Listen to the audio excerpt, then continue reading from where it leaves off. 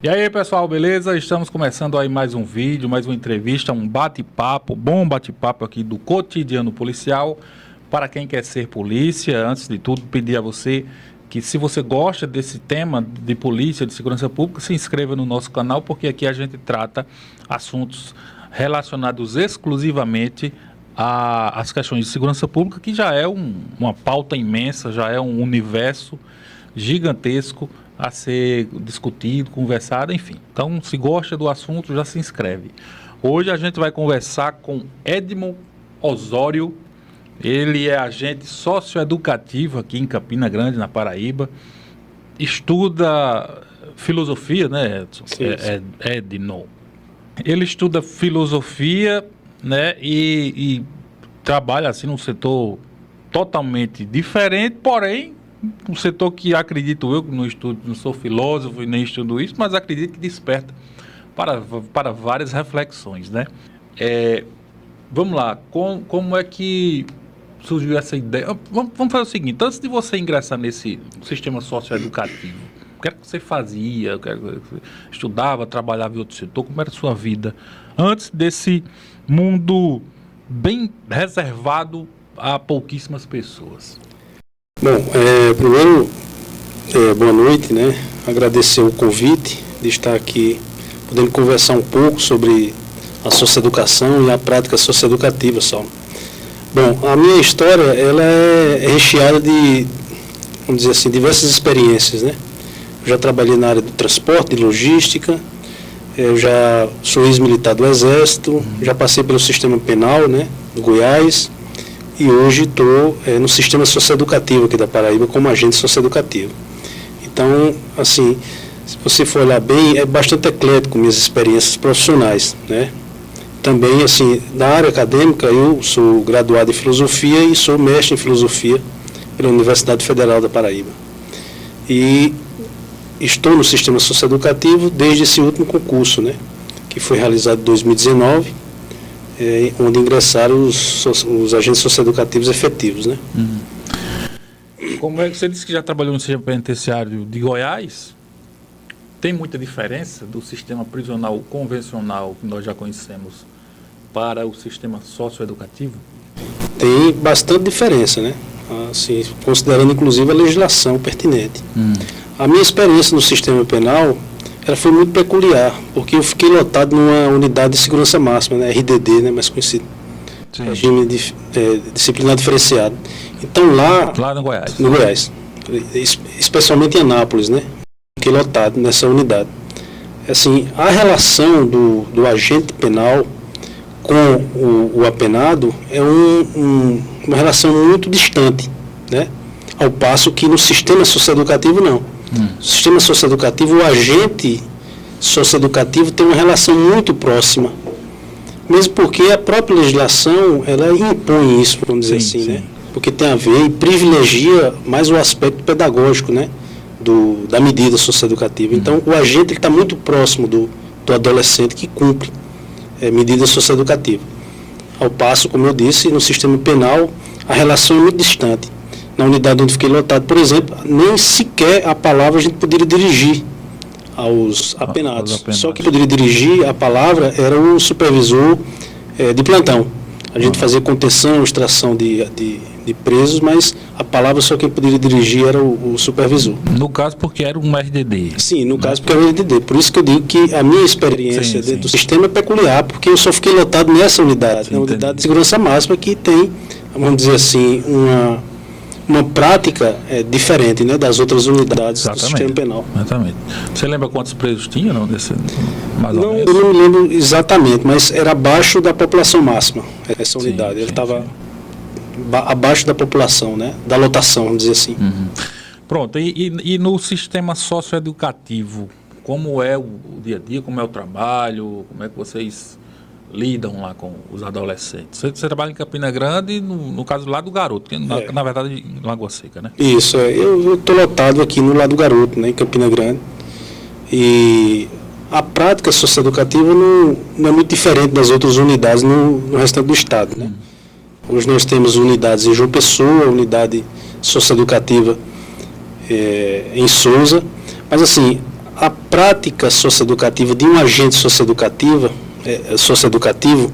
ela, vamos dizer assim, é permeada por essas nuances de aspecto pedagógico, da presença, né, do agente junto com o interno, né, com o adolescente, em cumprimento de medida. Vamos dizer assim, é o cara a cara, né, a relação do dia a dia. A prática socioeducativa de um agente, ele está muito vinculado a, vamos dizer assim, a presença, a presença do agente. A missão principal, por assim dizer, do agente socioeducativo é garantir a integridade, né? Integridade física, psicológica dos internos na unidade. Sim. Tem um viés, vamos dizer assim, voltado para a segurança. Não só dos internos, mas também como a comunidade que ali realiza suas funções, né? Ao corpo técnico, os professores, etc. Então tem esse viés da segurança, mas por outro lado também tem o aspecto pedagógico que é privilegiado no sistema, né? Então o agente socioeducativo, que eu costumo dizer, ele tem uma função híbrida. Ele é tanto da área de segurança pública, né? Porque ele tem que garantir integridade física e mental dos adolescentes, tem que garantir dos outros servidores, mas por outro lado ele também tem que se dispor a cumprir o papel essencialmente pedagógico dentro do sistema. Essa proximidade, acredito que ela termina por proporcionar, sei lá, momentos de diálogo, momentos de conversa. Essa juventude, ela que está, de certa forma, recolhida, eu não sei se o termo é esse, ela interage bem? Como é a percepção, como é a assimilação dela para esse serviço do agente socioeducativo? Olha, existe uma relação de poder, né, em toda relação humana, né? Sim. Não seria diferente dentro do sistema socioeducativo. Mesmo porque a figura do agente, vamos dizer assim, usar entre aspas, é sempre muito vista de forma negativa, né? Por parte de quem? Por parte dos internos, naturalmente. Certo. Né? Porque o agente é aquela pessoa que tem que, vamos dizer assim, controlar o interno dentro do um fiscal, né? É um fiscal, dentro do arcabouço, os limites, né? Vamos dizer assim, dos regimentos, né? Das normativas de uma unidade. Então, quer dizer, essa relação de poder, ela é tensa. Gera atritos. Gera atrito natural, né? Porque o adolescente já está em uma situação, vamos dizer assim, não muito confortável, porque ele está privado de liberdade, né? Então, ele já vem do mundo com conflito, né? Conflito com as leis, conflito com as normas. Então, chega dentro da unidade de internação e se depara com um profissional que o controla, no sentido de colocar limites, né? Sim. Tem que... Bem no popular falando, poderia dizer o seguinte, ele às vezes não atende nem os pais, né? Quando esteve em liberdade, como é que vai atender um agente socioeducativo? Geralmente o pessoal diz isso, é mais ou menos isso também. Eu acho que é mais ou menos isso. E a figura do agente socioeducativo é como de pai mesmo. E se ele souber utilizar vamos dizer assim, esse modelo de pai dentro da sua profissão, eu acho que ele se dá bem na relação com os internos. Porque o adolescente no geral, aquele que está cumprindo medida, que ele já vem com conflito com as normas, né? Sim, lá fora. Exatamente. Ele tem conflito com as normas gerais, né, da sociedade, que a sociedade estabeleceu, ele tem conflito com seus pais, etc. E chega dentro da unidade e ele encontra pessoas que vão, vamos dizer assim, ponderá-los. E a figura paterna lá fora, às vezes... Falhou. Às vezes nem existiu. Nem existiu. E dentro de uma unidade socioeducativa, às vezes ele encontra na figura de um agente, por exemplo. Sim. Então, se o agente souber utilizar vamos dizer assim, esse modelo de conduta paternal, ele se dá bem com o interno e pode até, vamos dizer assim, ressignificar a vida de um interno. Entendi. O que você está dizendo é mais ou menos o seguinte, me corrija se eu estiver equivocado. Se o agente socioeducativo souber, abre aspas, assumir o papel do pai, obviamente, isso dentro de um limite, lógico, mas assumir um papel, digamos, educador do pai que lhe faltou, é assim mais ou menos o que você está dizendo, se o agente souber fazer isso, vamos dizer, a coisa é melhor, a relação é melhor. Sim, a relação melhora, porque a figura do pai, ele tem, vamos dizer assim, algumas nuances de proteção. Sim. né? De proteção, porém também de disciplina. É isso que a gente entende como a figura paterna, né? Eu digo paterna assim, mas você pode utilizar para a figura da mãe, do responsável, do responsável. Da pessoa responsável. Então, quando um adolescente ele vê nesse profissional aquela figura que protege, mas por outro lado também ele impõe limites, ele acha uma coerência naquilo ali. Sim. E ele começa a criar uma relação de confiança. Sim. Então, nesse sentido, é importante. É importante porque, além de você ter que garantir a segurança, você também tem que dar limites dentro do que é previsto, né, dentro do sistema socioeducativo. Sim. Os regimentos de segurança, os regimentos disciplinares e por aí vai. Então, eu acho que é por aí. Acho que a figura do agente socioeducativo passa muito por essa questão da figura paterna. O grande desafio seria esse. Eu acho que sim. Eu acho que um desafio do profissional seria assumir essa figura de proteção e de colocar limites dentro desse processo socioeducativo, né? De ressignificação. Como é que seria o entendimento dos colegas diante dessa nossa discussão? Na sua opinião, a maioria concebe isso, entende, a maioria entende, mas não concorda, a maioria nem entende, nem concorda. Como é que seria esse cenário? É uma pergunta importante e interessante, porque, no geral, vamos dizer assim, a própria lei, a própria legislação, ela enviesa o trabalho do agente socioeducativo. Sim. Enviesa em que sentido?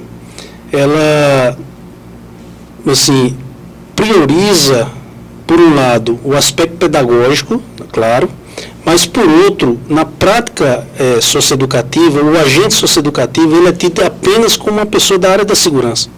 Sim. Compreende? Do ponto de vista prático. Do ponto de vista prático. Então, isso é um problema, porque o sistema socioeducativo, ele quer um profissional que esteja ali na ponta da linha, na ponta da lança, que não apenas trabalhe nesse aspecto da segurança, que trabalhe no aspecto do pedagógico. Sim. Mas, no geral, os agentes socioeducativos não têm essa compreensão, né? Sim. Não tem essa compreensão de que é um trabalho híbrido e, às vezes, prioriza apenas o aspecto da segurança, né? Então, quer dizer, eu vejo como um problema, porque a própria legislação, a sociedade escolheu o sistema socioeducativo dentro da prioridade pedagógica. Sim. Né? Então, quando você assume apenas um papel, ou seja, apenas um lado desse complexo, que é o trabalho do agente socioeducativo, quando você assume só o aspecto da segurança, você precariza, né? Vamos dizer assim, o atendimento, a medida socioeducativa e por aí vai. Mas, assim, se você for olhar bem, priorizar o aspecto da segurança, ele tem a ver com a própria formação do agente, né? Que é precária. Sim. Né? A formação do agente, às vezes, é precarizada dentro de vamos dizer assim, de um contexto, vamos dizer assim, de política de Estado, né? Quando você forma o agente apenas para cuidar, vamos dizer assim, das instalações físicas, né? Abrir uma grade, né? Conduzir um interno, uma escolta para uma audiência, para um atendimento hospitalar, etc. Isso tudo tem a ver com a segurança. Semelhante à polícia penal, né? É semelhante à polícia penal, mas eu reforço a ideia de que a medida socioeducativa, o sistema socioeducativo, ele prioriza o aspecto pedagógico. Ele prioriza. Sim. Isso não significa dizer que a segurança não esteja presente. Tem que estar presente, claro, né? Mas isso é viável, essa dupla função, na sua opinião? Tem como fazer isso? Tem como vamos dizer, a sociedade, ou, enfim, a lei, a legislação, isso dá certo, atribuir essas duas funções que, de certa forma, são um pouco meio que distantes uma da outra, né? Quando a gente vai para a prática, às vezes, tudo bem que, assim, é meio que assumir o papel do pai, né? Assim, metaforicamente falando, mas isso na prática, será que dá certo mesmo? Na sua opinião, lógico. Tem como o ser humano, agente socioeducativo, praticar isso de forma bem legal? A questão repressiva da segurança, que vai ter momento que, como um pai faz também, vai ter momento que vai ter que repreender, vai ter que fiscalizar, e ao mesmo tempo educar e, enfim, fazer essa questão mais educativa. Tem como fazer isso? Isso está certo? Eu creio ou isso tinha que ser para dois profissionais diferentes? Ó, tu faz isso, eu faço isso. Eu creio que é possível. Assim, eu diria que tem a ver com a formação do agente socioeducativo. E aí eu trago um dado que é do nosso, aqui do estado da Paraíba, do nosso Plano Político Pedagógico Institucional, né? Que é da Fundac, né? Ele equipara, né? Ele nivela o agente socioeducativo em termos de status de atuação com os demais profissionais do corpo técnico, assistente social, psicólogo, etc. Isso é importante. Agora, isso também deveria trazer, dentro dessa equiparação de status profissional, uma formação adequada. Eu acho que o agente socioeducativo, no mínimo, ele deveria ter uma formação superior de nível licenciatura. Isso. Que traga dentro dessa forma. Se adequar à ideia, né? Se adequar à ideia dentro da perspectiva pedagógica. Então, é possível sim você ser segurança e você também atuar pedagogicamente. É possível. Eu acho que não se, vamos dizer assim, não se distancia muito. Porque, afinal de contas, a segurança é educação em outros termos, se você for reparar bem. Assim, se for reparar bem, em grande parte, esse problema de violência já foi justamente por falta de educação, né? Isso, você culmina na segurança, né? Então, quer dizer, eu acho que não é um confronto aí, não é um antagonismo entre essas duas, vamos dizer assim, esses dois viés da atuação profissional do agente socioeducativo. Eu acho que é possível conciliar, né? O aspecto da segurança, né? De garantir a integridade física, psicológica dos internos, dos adolescentes e dos servidores que ali na unidade praticam suas funções, bem como realizar um trabalho pedagógico, mas tem a ver com a formação. E o Estado deveria, por sua vez, ofertar uma formação adequada, né, para o agente socioeducativo, no aspecto pedagógico. E vamos dizer assim, e também trabalhar um pouco mais a segurança, não de forma repressiva, porque a segurança ela não é essencialmente repressiva, ela é protetiva. Sim, sim. Não é verdade? Então, assim, até o conceito de segurança, às vezes a gente tergiversa e dá uma conotação que não é bem aquela que deveria ser dada, né? A segurança, no fim e a cabo, ela é proteção. Proteção. Seja de quem for, da polícia militar, do bombeiro e assim sucessivamente, ela é proteção. Já que você também já foi, no caso, acho que no tempo era agente penitenciário, né? Sim. Lá em Goiás. Essa mesma ideia, porque eu vou perguntar isso agora porque existem várias ONGs, entidades, enfim, correntes na sociedade civil organizada que prega essa mesma ideia do papel do agente socioeducativo para o papel do agente penitenciário, que agora é policial penal. Você que teve aí a oportunidade de exercer essas duas profissões, você acha que esse papel socioeducativo, ele se enquadraria também para o sistema penitenciário convencional de pessoas adultas? Bom, a própria lei, ou já é algo mais... Bom, a própria LEP, ela determina ali, eu acho que no artigo 1º, né, que tem a ver com a ressocialização, né? Isso. Então, a socioeducação nada mais é do que uma educação social. Uma educação social, né? E os primeiros experimentos da socioeducação remetem à União Soviética, né? Com o famoso pedagogo ucraniano lá, o Anton Makarenko, né? Ele fez uma experiência interessante lá na Ucrânia, né? Na época do regime soviético, né? Que tem a ver com a educação social, né? Mas dentro do regime penal, eu acho que a proposta da lei é interessante. E são similares, na verdade. Sim. Agora, no sistema socioeducativo, a gente está falando de pessoas em desenvolvimento. Por isso que eu perguntei. A pergunta. Essa é a questão. Essa é a diferença. O público é diferente. Exatamente. Porque são pessoas em desenvolvimento. Então tem todo um olhar diferenciado, né? Porque ali é uma preocupação de pessoas que, vamos dizer assim, são sujeitos de direitos, com, assim, no geral, com problemas de ordem familiar, né? Desestruturação familiar, baixa escolaridade. Então, questões sociais ali que estão em torno, vamos dizer assim, que estão intrínsecas, né, a esse público, né, que comete atos infracionais, que tem conflito com a lei. Então, a diferença é que o público são pessoas extremamente vulneráveis, né, e em desenvolvimento, do ponto de vista físico, fisiológico, psicológico, etc. Essa parte em desenvolvimento, a gente podia entender como, por exemplo, ainda tem tempo, ou pelo menos tem mais tempo, de repensar, sei lá, mudar de forma mais fácil, mudaria o seu comportamento. Seria mais ou menos isso. Quanto mais cedo, mais fácil? É possível.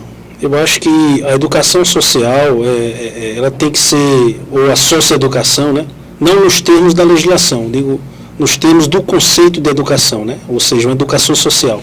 Ela tem que ser, vamos dizer assim, observada no público, né? Desde da mais tenra idade, né? Então, se for observado, quanto mais cedo, melhor, né? Esse aspecto da socioeducação. Porque, afinal de contas, a educação é um processo, né? Sim, Ele não se extingue, não se extingue nunca, né? Então, mas ela é um processo que não se extingue, mas quanto mais cedo, melhor. Eu acho que se a atenção da sociedade, da família, das organizações sociais tiverem dispostas a, vamos dizer assim, perceber a vulnerabilidade desse público, o quanto mais cedo melhor. E aí sim é possível construir diferentes caminhos. Era esses termos, esses setores, família, sociedade, eu estava aguardando para perguntar depois, mas já que você falou, porque veja bem, pelo que a gente está conversando aqui, essa função bem precípua do agente socioeducativo, ela é muito importante, porque veja bem, a gente está tratando de um público que, se não se, abre aspas, recuperar hoje, amanhã vai ser já caso, ou vai ser novamente casos de polícia e casos bem mais graves.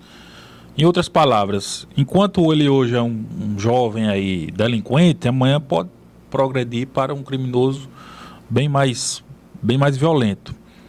E se esse trabalho de socioeducação, se ele fosse realmente, obviamente, tendo todas as condições, e as contribuições, aí é que eu vou entrar nessa parte de família e sociedade, porque o trabalho socioeducativo, eu já estou me lembrando do tempo que eu era agente prisional, né? O trabalho socioeducativo, por si só, por mais que ele seja bom, terminou o período de internato, sei lá, de internação desse jovem, ele vai voltar para o mundo dele, a família dele, os amigos dele, aquele mundo dele. Então, se o cara não tiver uma cabeça muito boa e jovem e cabeça boa, são coisas que às vezes não batem.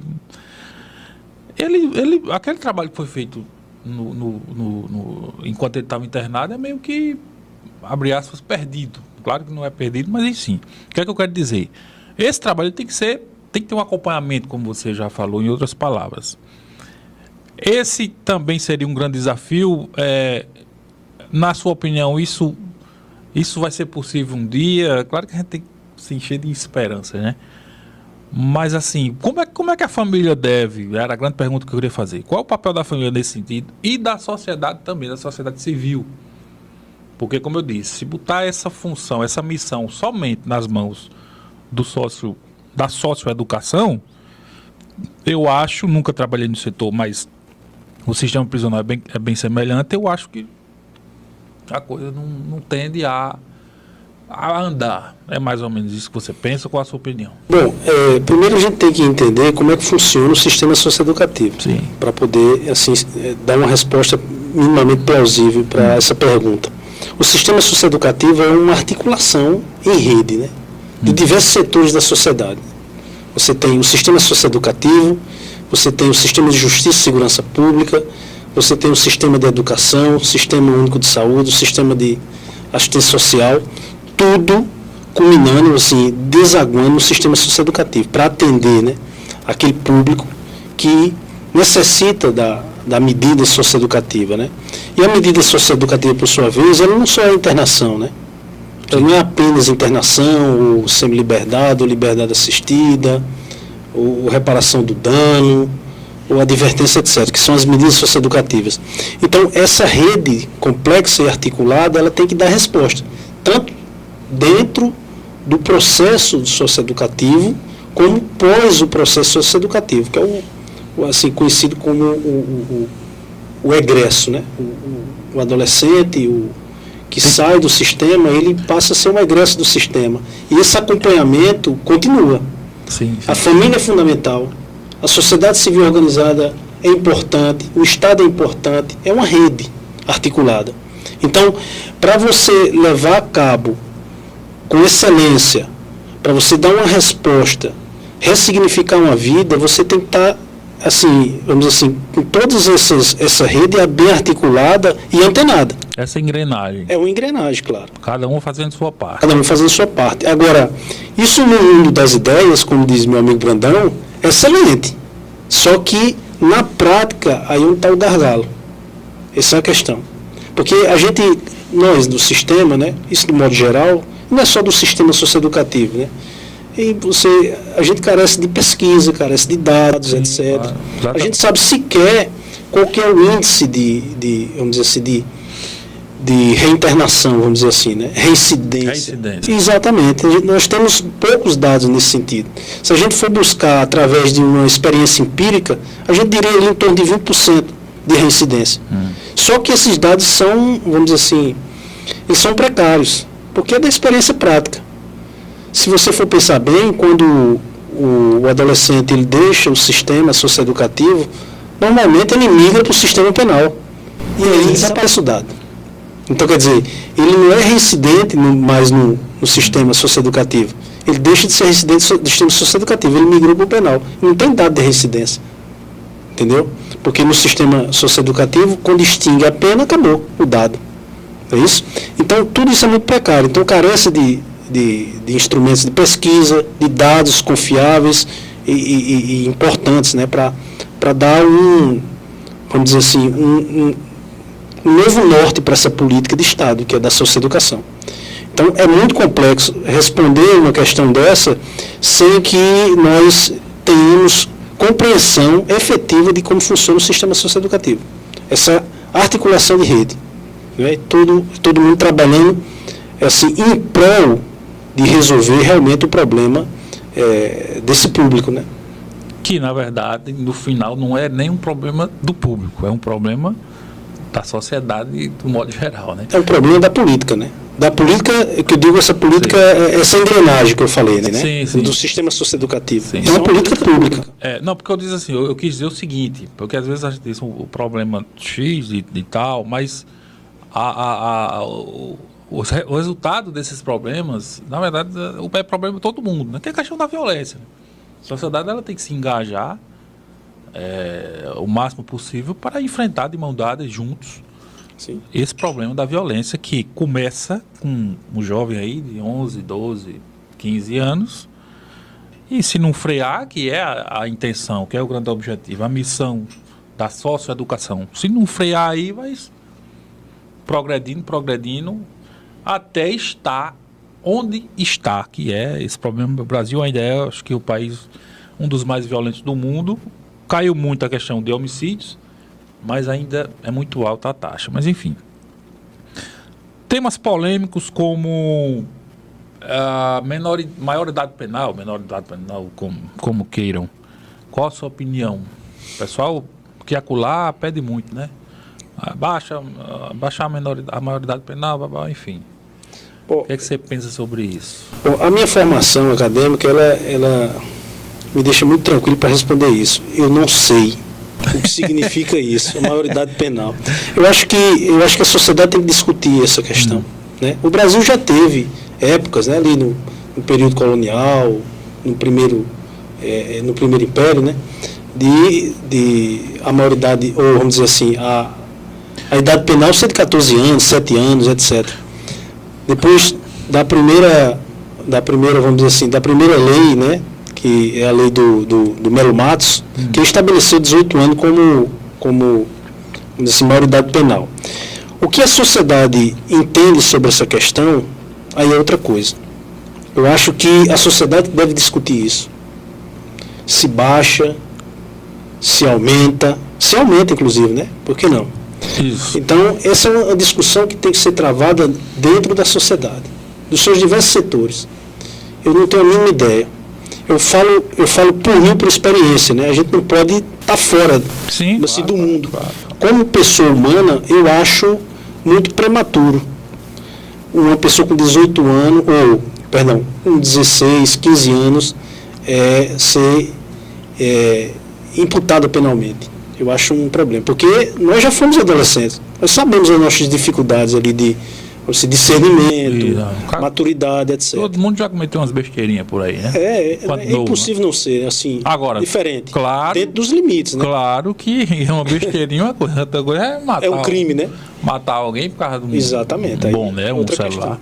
É outra questão diferente. Mas assim, a gente sabe das limitações humanas, né? Dentro desse período, que é um período de transformação, né? Que é a adolescência, etc. Mas a sociedade tem que discutir. Eu acho que todos devem estar abertos, né, para essa discussão. Não se fechar. Falar, não, eu não quero discutir, eu não tenho 18 anos, nada disso. Eu acho que tem que ser discutido, por que não? Então, se fechar para essa discussão, eu acho que é até antidemocrático. Não é isso? Eu acho que é antidemocrático. Sim, sim. Eu acho que tem que ser discutido com tranquilidade, desprovido de paixões, mas assim, com muito rigor científico, né? Com muito rigor democrático, para também não perder mão de tudo que foi construído até agora, né? Porque nós sabemos que o adolescente, a criança, ela é um processo dos mais, vamos dizer assim, sensíveis, né, da vida humana, assim como a terceira idade, né? E por aí vai. Então eu estou aberto, não tenho uma opinião fechada não. Eu sei que, enquanto pessoa, eu acho que é um período muito sensível. Isso, perfeito. Eu gosto sempre de perguntar aos profissionais que eu considero de segurança, embora, assim, você explicou que a função ela é muito mais educativa do que meramente segurança, mas, enfim, profissionais dessas áreas, eu gosto sempre de perguntar quando vem aqui, qual foi, assim, não sei se eu trato como ocorrência ou uma situação que eventualmente tenha ocorrido durante esse seu trabalho. Você está há quanto tempo como agente socioeducativo? 2 anos.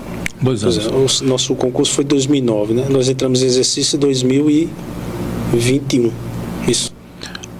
Assim, é um tempo relativamente curto, 2 anos, mas qual foi, assim, a situação que eventualmente tenha marcado mais você nessa vida profissional, nesse setor aí? Geralmente sempre tem uma situação que a gente, poxa, isso aqui não sai mais sempre lembra, né? Realmente. Deixa eu só fazer uma... Sim, talvez eu não fui claro quando eu falei que nós não somos da segurança. Eu acho que a lei ela privilegia o aspecto pedagógico, mas como eu disse que nós somos uma função híbrida, eu acho que 50% de segurança pública e 50% então, show. É pedagógico, né? Não pode ser diferente disso. Bom. Porque a gente trata com a segurança das pessoas, segurança de instalações, etc, etc. Assim, voltando à pergunta.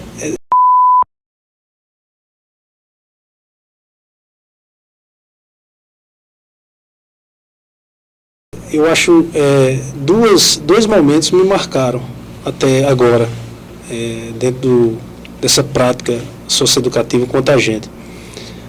Uma primeira foi uma certa vez que eu estava assumindo o plantão, e ao assumir o plantão, um interno chamou: "Seu Osório, faça favor aqui." Eu digo: "Diga, rapaz." Ele disse: "O senhor pode me algemar?" Ele estava dentro do quarto, trancado. Então, o quarto vamos dizer assim, que a gente chama de quarto alojamento. Sim, é uma cela, né? Cela. Ele estava trancado, ele disse: "O senhor pode me algemar?" Isso foi que houve. "Não, eu tô aqui com os pensamentos meio negativos." E esse rapaz, ele tinha propensão ao suicídio, né? Eu disse: "Não, calma aí, rapaz. Eu estou assumindo o plantão, a gente vai conversar, nós vamos conversar." Aí, beleza, fui conversar com ele. E ele estava meio assim, atribulado e tal. Eu disse: não vou lhe algemar não. Porque ele queria ser algemado para não praticar, sei lá, o suicídio. Ele estava sentindo que ia fazer alguma besteira. Né? Eu disse: não, vem para cá. E abri trilho dentro do quarto. Eu falei, peguei uns instrumentos lá de jardinagem. Falei: vamos lá fazer uma jardinagem. Aí fui lá fazer uma jardinagem com ele. Ele ficou limpando lá o jardim, etc. Passou o tempo lá. tem umas 9h30, a aula dele começava de 11 horas.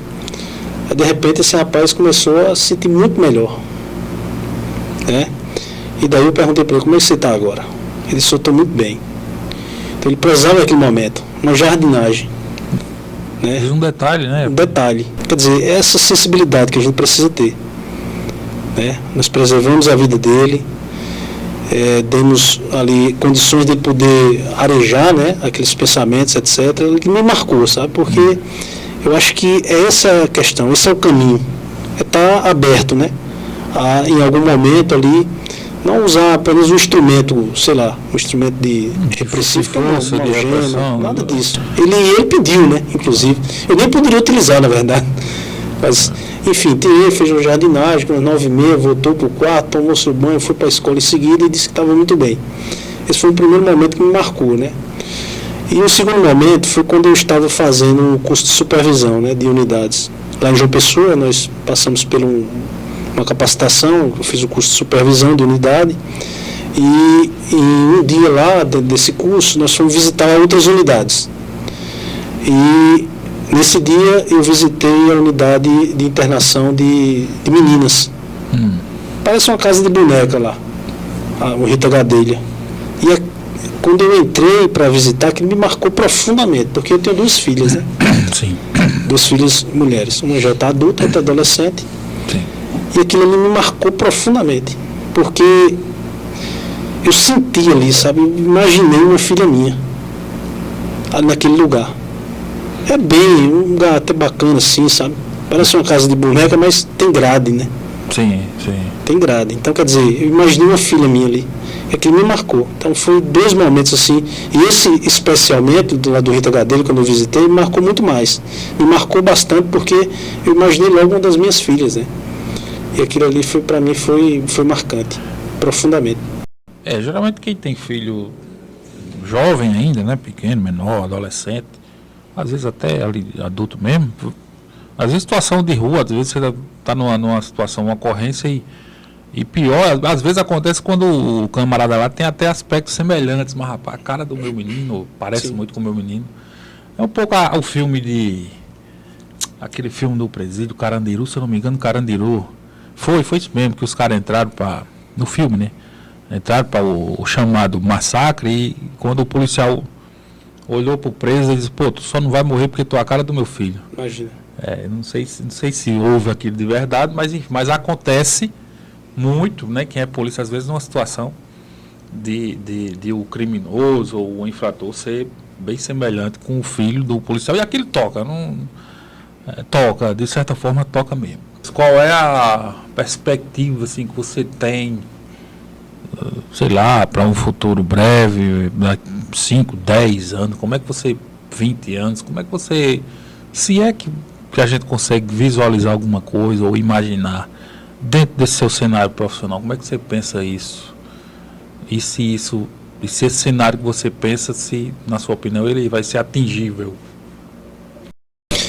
Bom, o sistema socioeducativo, ele é uma política de Estado, né? Política permanente de Estado. Portanto, Sim. ela não vai se extinguir, né? Mesmo Sim, porque, sim. enquanto houver leis, haverá infratores, né? Não enquanto houver humanos, não. Enquanto houver leis, haverá infratores. É bem filosófico aí. Eu creio que sim. Né? Porque nós criamos os pecados, né? Sim. Enfim. E aí enquadramos os pecadores, né? É mais ou menos por aí. Mas, de qualquer forma, na perspectiva dessa política, eu acho que ela tende a melhorar. Não só a formação, mas a própria estruturação das unidades enquanto infraestrutura, né? Estruturas físicas, etc. E é por aí. Eu acho que tem a ver com esses dois aspectos. A política vai permanecer, mas é preciso a valorização profissional. Isso não é uma realidade apenas do nosso Estado, né? Tem a ver com essa realidade nacional, tem a ver com o financiamento do próprio sistema socioeducativo. Eu acho que a política nacional ela tem que olhar com os olhos de preocupação para o financiamento do sistema, a valorização do servidor, vamos dizer assim, a qualificação do servidor e a melhoria dessas estruturas físicas, que foram herdadas de um tempo em que ali eram depósitos de pessoas, né? Misturavam crianças e adolescentes órfãos, pessoas em estado de vulnerabilidade, enfim, misturavam, e criminosos, né, entre aspas, misturavam tudo, e essas estruturas elas são muito precárias. Então, o sistema socioeducativo herda tudo isso. Então é preciso avançar nesses aspectos, né? No aspecto do financiamento do sistema, no aspecto da valorização e da qualificação profissional dos servidores, né? Especialmente dos agentes, né? Para não ter esse, vamos dizer assim, esse enviesamento apenas para o aspecto da segurança, mas sim, abarcar aquilo que a lei preconiza, né? Que é a prioridade pedagógica dentro do sistema socioeducativo. Então eu vejo com bons olhos uma perspectiva de melhora em todos os aspectos, sim, em todos os estados, de forma nacional, né? E especialmente aqui no estado da Paraíba a gente precisa avançar. Nós avançamos, a gente tem alguns avanços, na verdade, né? Nós fizemos concurso recentemente, nós temos bons documentos, né? Nós temos plano de segurança, regimentos internos, planos políticos pedagógicos bem elaborados. Então nós estamos bem à frente, inclusive, de outros estados nesse aspecto. A gente precisa avançar em outros, como valorização, etc. Mas eu creio que a gente pode avançar mais e nós vamos avançar mais. A minha fala não poderia ser diferente, porque assim ficaria alienada dentro de um contexto, né? Então eu acho que é por aí o caminho.